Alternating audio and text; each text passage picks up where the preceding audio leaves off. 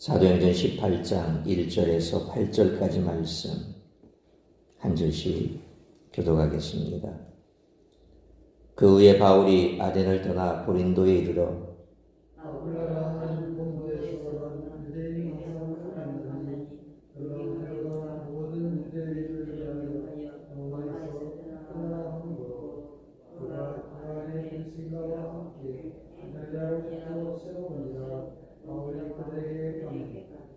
생업이 같으므로 함께 살며 일을 하니 그 생업은 천막을 만드는 것이더라.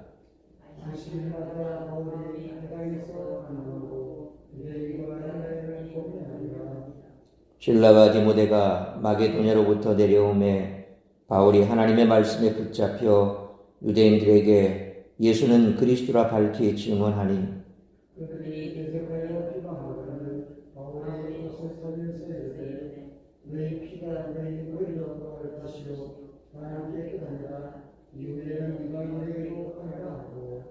거기서 옮겨 하나님을 경외하는 디도 유스도라 하는 사람의 집에 들어가니 그 집은 회당 옆이라. 또 회당장 그리스보가 온 지방과 더불어 주를 믿으며 수많은 고린도 사람들 듣고 믿어 세례를 받더라. 아멘. 18장은 고린도와 에베소를 소개하는데 이 도시들은 복음의 동시문적 확장의 중심이 되었습니다. 부활하신 예수님은 세계 경영자들 곧 열강의 임금들과 일반 사람들의 관점을 따르지 않는다는 거죠. 그들의 눈에는 예루살렘이나 아테네나 로마, 알렉산드리아와 같은 그런 곳이 중요한 곳입니다. 그러나 주님은 예루살렘, 시리아 안디옥, 고린도, 에베소, 로마를 택하셨습니다. 초반부는 복음이 마게도니아를 지나 아가야에 이르는 모습을 전합니다. 여기서 바울은 로마에서 온 아굴라와 브리스길라를 만나 이들과 동업하며 동시에 복음을 전했습니다. 이상과 같은 오늘 본문은 두 가지 교훈을 우리들에게 줍니다. 첫째는 구체적인 역사 속에서 갖게 되는 종말론적인 비전입니다. 바울은 고린도에서 로마로부터 온 아굴라와 브리스길라를 만납니다. 처음에 바울은 이 지역에 유대인이 있는지 수소문했을 것입니다.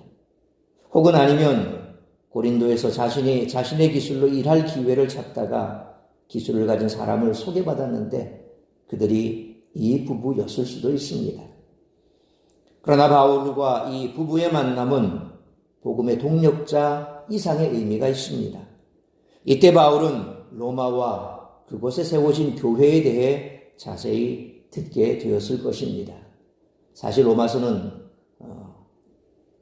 이와 같은 의미에서 바울이 로마에 가야 되겠다라고 하는 복음의 비전을 받게 되었을 것이고, 그리고 로마 교회는 바울이 세운 교회가 아니죠.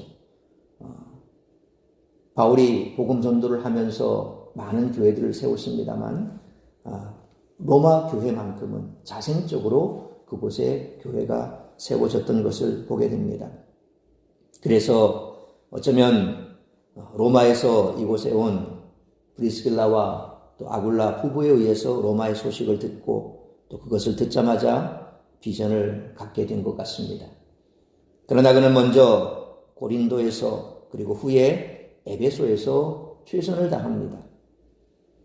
종말론적 비전은 오늘 이 자리, 지침 레벤이라고 하는데 오늘 이 자리가 없이는 이루어지지 않는다는 겁니다. 우리의 삶도 마찬가지입니다. 우리가 어떤 비전을 가졌다고 해서 오늘 이 자리를 떠나서 당장 그 비전을 이루기 위해서 내팽개쳐 버린다고 하는 것은 사실 있을 수가 없는 거죠. 항상 모든 것은 하나님의 때가 있는 겁니다. 그 때를 기다리면서 오늘 이 자리에서 우리가 최선을 다할 때, 그 때가 됐을 때 하나님은 바로 그 원하는 하나님의 뜻을 이루어 가게 된다는 겁니다. 바울은 자신의 기대와 다른 방법으로 로마에 도착을 하죠. 결국 오래전에 받았던 브리스길라와 아굴라로부터 받았던 로마에 대한 소식, 그리고 그가 로마에 가고 싶어하는 그 열망, 그것이 그때 이루어진 것이 아니라 그가 로마에 갈 수 있었던 길은 죄수가 되어서 포로가 되어서 그렇게 로마로 들어가게 됩니다. 그리고 그곳에서 그는 갇힌 몸으로 복음을 전하죠. 그럼에도 불구하고 그가 로마에서 자유롭게 사람을 만날 수 있게끔 하나님은 역사하시고, 그렇게 해서 그곳을 지켰던 로마의 병사들, 소위 말하면 자기를 지키고 있었던 그 병사들을 지척에서 만나고 대화하고, 어쩌면 그렇게 해서 그들이 또 예수를 믿게 되고, 그리고 로마의 최전선에 있던 군인들이 한두 명씩 또 그러면서 예수를 믿게 되고, 그러니까 하나님의 복음을 전하는 방법은 하나님께서 또 인도하시고, 그리고 그것은 비전을 가졌던 그 누군가를 통해서 하나님은 때가 되면 그에게 복음을 전할 기회를 주시고, 결국 복음은 바로 오늘 이 자리에서 최선을 다하는 그 누군가를 통해서 복음은 계속해서 확장되고 전가된다는 사실을 우리는 기억해야 됩니다. 오늘 우리가 이 삶의 자리를 무시한다면 결국 우리의 삶도 그리고 복음도 확장되는 일은 없다는 겁니다. 둘째는 복음의 종말론적인 본질입니다. 지금은 종말의 시대입니다. 십자가에 못 박히신 메시아, 이것은 유대인들에게도 이방인들에게도 거치는 것이요, 말은 성립하나 내용을 조화시킬 수 없는 역사상 최대 모순이라는 겁니다. 하지만 성경은 이 모순의 강도를 약화시키지 않습니다. 나아가 그 결과도 줄이지 않습니다. 지금 복음 전도자를 영접하지 않고 지금 복음을 듣지 않는 것은 곧 있을 심판날에 파멸을 피할 길을 거부하는 일이요, 생명과 안전, 평화를 거부하는 일입니다. 사실 시대를 구원할 메시아가 처참하게 십자가에 못 박혀 죽었다, 이것은 역사에도 찾아볼 수 없는 얘기죠. 구원자는 와서 그 일을 성취하면 됩니다. 그것도 그렇게 처참하게 죽어서 성취하는 것이 아니라 살아서 사람들을 변화시키고 감동시키고 그러면서 그가 할 일을 해 나가는 겁니다. 그것이 역사에 나타났던 많은 선각자들이 했던 일이죠. 그런데 하나님의 구원의 방법은 그게 아니셨습니다. 그럴 수밖에 없는 것이 죽어야 우리의 죄를 대신할 수 있다는 겁니다. 피를 뿌려야 우리의 죄를 살 수 있다는 것입니다. 피에 생명이 있고, 그리고 그 피를 뿌림으로 말미암아 죄가 사함을 받는 거죠. 그것은 하나님께서 우리 인간의 죄를 대신하기 위한 방법이셨고, 또한 그 십자가는 하나님의 사랑의 확증이셨다는 거죠. 그것이 성경이 말씀하고 있는 것이고, 그래서 하나님은 지금도 그것에 대해서 변함이 없다는 겁니다. 하나님 미랄이 떨어져 죽어야 많은 열매를 맺는다고 우리 주님 말씀하셨던 것처럼 오늘날도 그 방법은 똑같습니다. 내가 죽지 않으면 결코 변화가 일어날 수가 없습니다. 내가 죽어야, 내 안에서부터 옛사람이 죽어야, 그래야 그 다음에 다른 변화를 이끌어낼 수가 있다는 겁니다. 내가 죽지 않고 펄펄 살아뛰면 결국 그것으로 인해서 변화는커녕 오히려 다른 문제만 야기할 수밖에 없다는 것입니다. 그것이 기독교가 말하는 바로 복음의 종말론적인 본질이라는 겁니다. 오늘 이 종말의 시대를 맞이해서 계속해서 복음 전도자가 던지는 이 십자가의 복음을 듣지 않는다면, 그것을 거부한다면 결국 마지막에 임할 종말을 피할 길은 없다는 겁니다. 하나님은 지금도 그것을 계속해서 말씀하는 겁니다. 그 단편이 뭡니까? 죽은 나사로, 거지 나사로의 얘기에서 분명하게 나타납니다. 부자가 죽어서 지옥에 들어갔을 때 아브라함에게 요구하는 게 뭡니까? 내가 지금 그동안 모았던 그 많은 재산을 다 버리고 여기 던져졌는데 남은 우리 동생들 생각하니까 그들도 여기 오게 하면 안 되겠다. 그러니까 나를 좀 꿈에라도 보여주게 하시고, 그렇게 해서 제발 그들이 오지 않도록 도와달라고. 그때 뭐라고 말합니까? 선지자가 한 얘기에 대해서 듣지 않는 그들이, 누가 살아서 나간들, 누가 꿈에 나타나서 얘기한들 무슨 소용이 있겠느냐. 그들에게 있을 방법은 그거밖에 없다. 오늘날도 마찬가지입니다. 믿든 믿지 않든 천국과 지옥에 대해서 선포했을 때 많은 사람들은 그것을 듣기를 거부하죠. 신은 죽었다.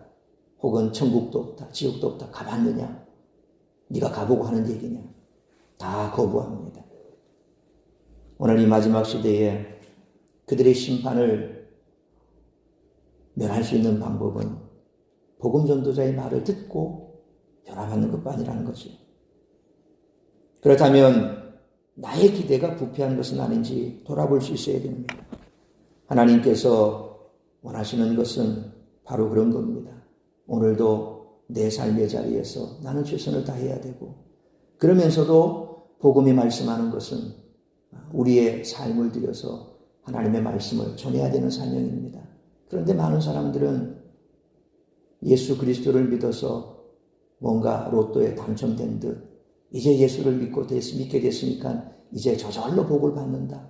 내 삶은 이제 고난이 끝났다. 모든 것이 다 해결이 되었다. 그렇게 착각하는 수도 있습니다.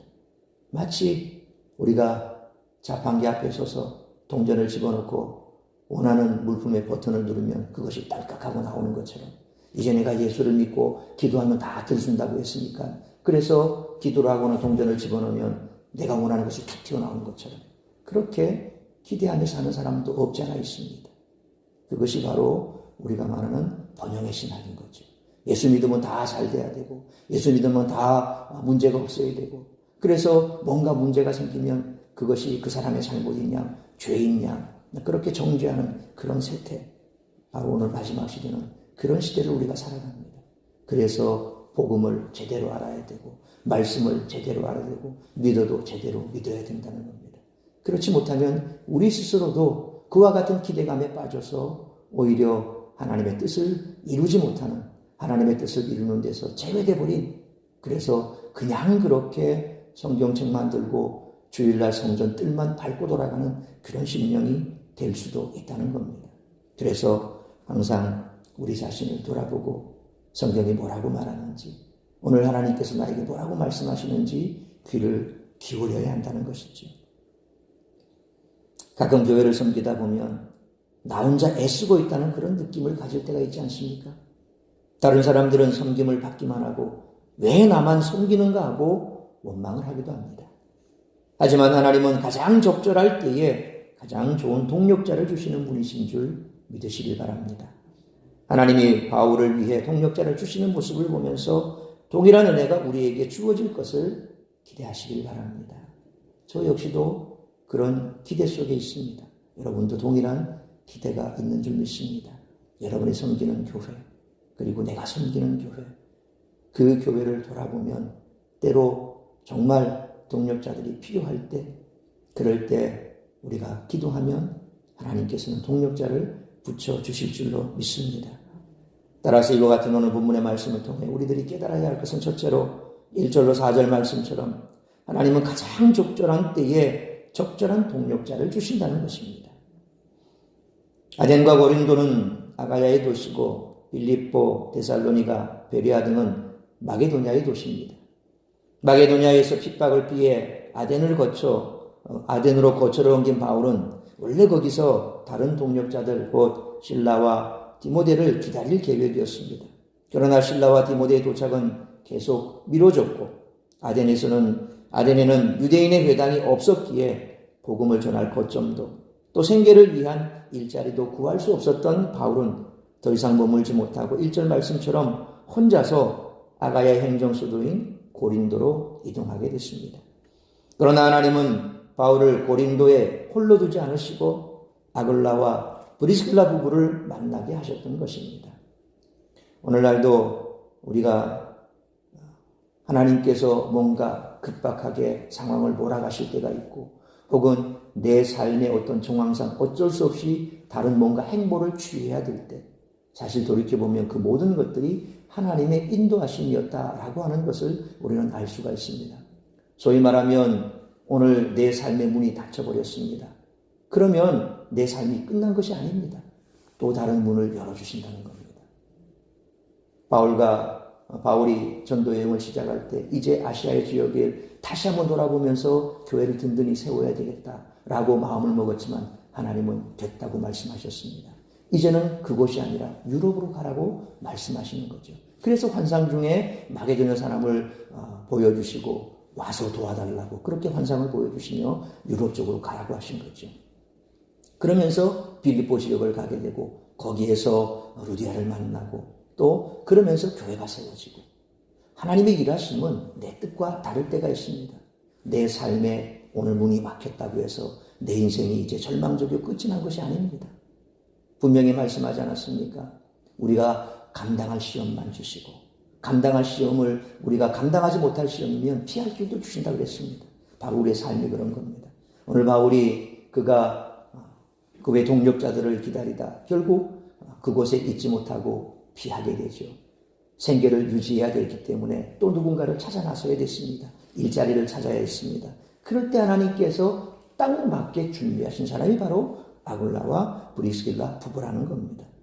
2절로 3절 말씀처럼 누가는 이 부부도 원래 고린도에 살던 사람이 아니라 로마에서 클라우디오 황제의 유대인 추방령에 의해 이동해 왔고 또 마침 바울과 같은 기술을 가졌기에 동호하게 되었다 밝힘으로써 이들의 만남이 우연이 아니라 하나님의 섭리였음을 암시하고 있습니다.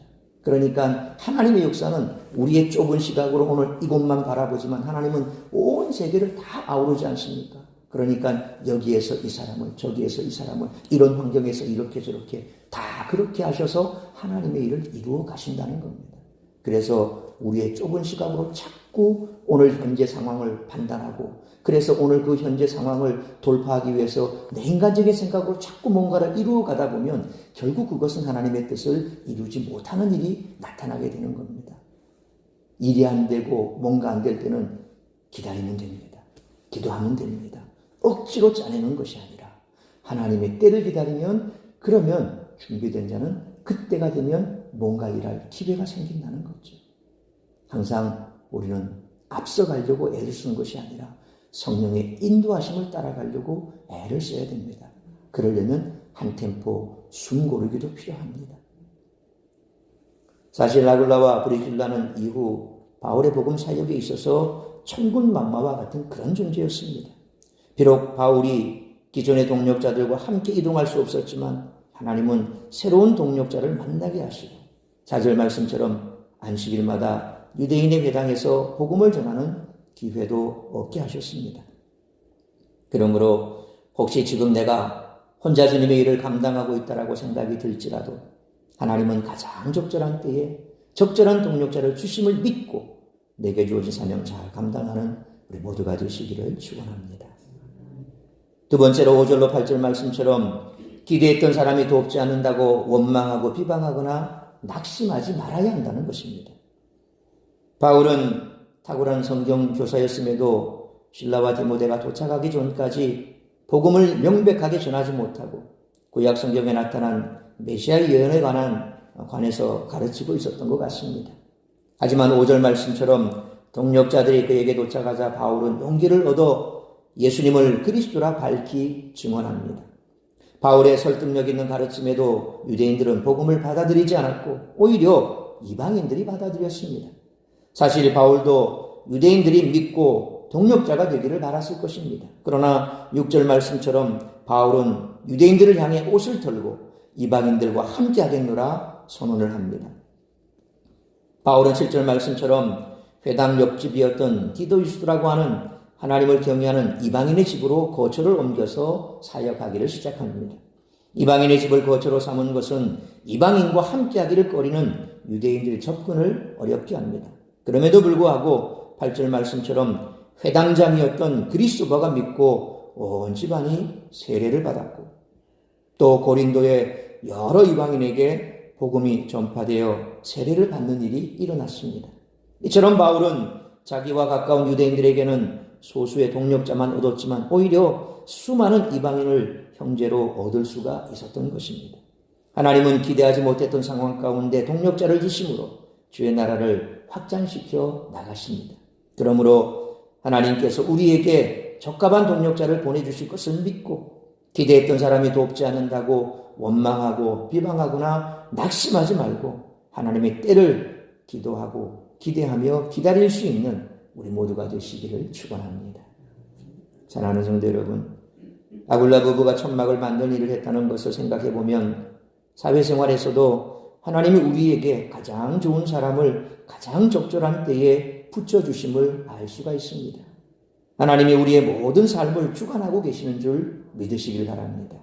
그러므로 나 혼자 섬기고 희생하는 것처럼 느껴질 때마다 바울에게 아굴라 부부를 만나게 하신 하나님의 섭리를 기억할 뿐만 아니라 기대했던 사람이 돕지 않는다고 원망하거나 비방하거나 낙심하지 말고 하나님의 때를 기도하고 기대하며 기다리는 우리 모두가 되시기를 주님의 이름으로 축원합니다.